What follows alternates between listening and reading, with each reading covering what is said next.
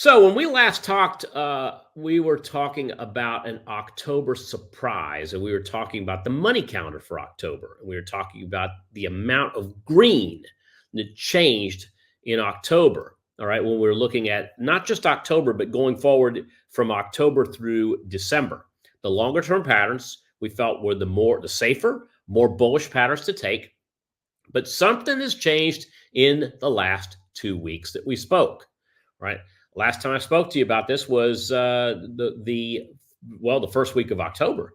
And so now here we are going into the third week, and options have become expensive, and it's not just because of upcoming earnings. So let me give you a quick recap of how we look at options, and then I'll show you the most expensive, the top 10 that we're seeing right now, and we'll highlight a couple of those as well. So expensive IVs, what we do is we look at implied volatility much like a weatherman looks at weather over the course of a year. All right. So in the course of a year, we have spring, summer, winter, and fall. More so for some states, less so for others.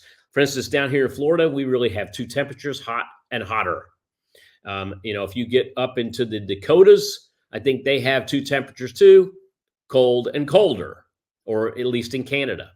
But most states observe seasons. Spring, summer, winter, fall. Options can observe seasons as well, where we see low and high implied volatility. These are times in which calls and puts are more towards an expensive end and more towards a cheaper end. What we do is we take a ranking of all these stocks, we timestamp the IVs every day, and we get an idea of over the course of a year or even 2 years or more, where they're high for that range was, where their low for that range was, and where it is currently.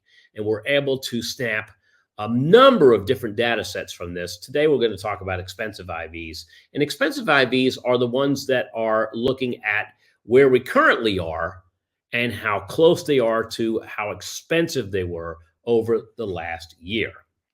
So this is a look at today's options where the current and the high IV are very close to, if not the exact same. Look what's at the top of the list today. We have USO at the top. Not often that you see an ETF at the very top of this 1-year range over a bunch of stocks, especially coming into earnings. But that is the case right now. The high IV for USO over the last year, 53.73. The low is 20.53. And the current is the same as the high. So currently, we're seeing 1-year highs in implied volatility. When you look at this high and this low, you can see that the high is more than twice the premium, the out-of-the-money premium as the low. So it gives us a really good idea of how expensive these options are.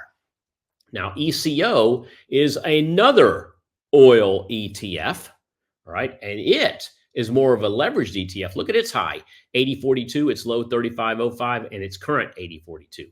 Then we start to get into some stocks. There are some oil stocks in here. The most notable of all these, or two of them, are Intel, which its high is 63.72.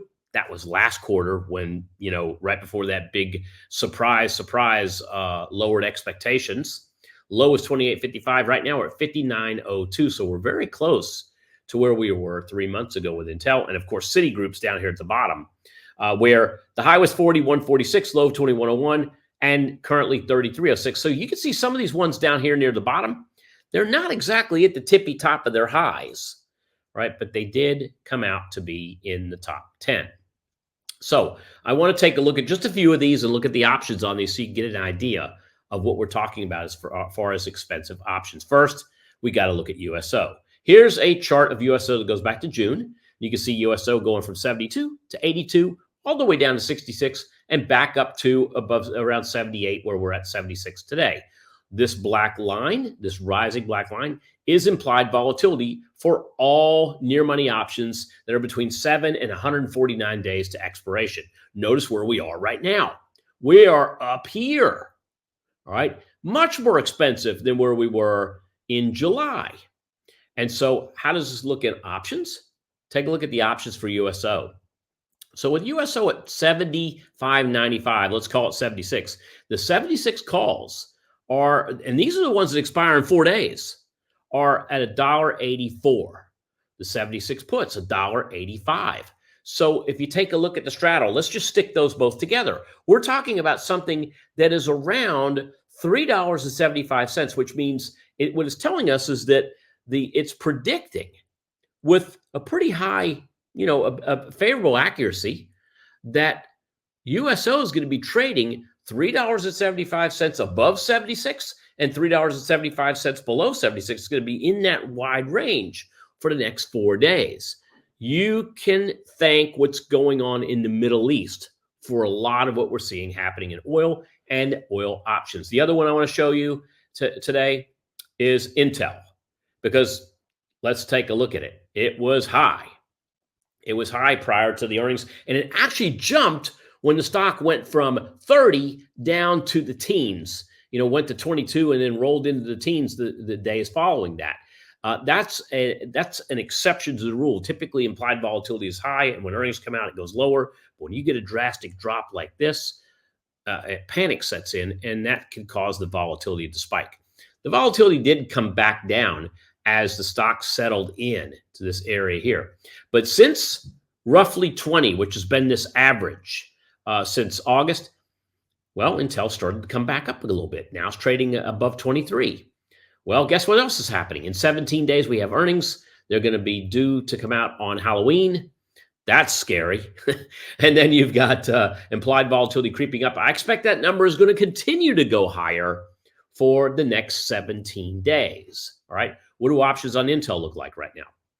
Well, with Intel trading at $23.38 to 23 calls are the closest to the money.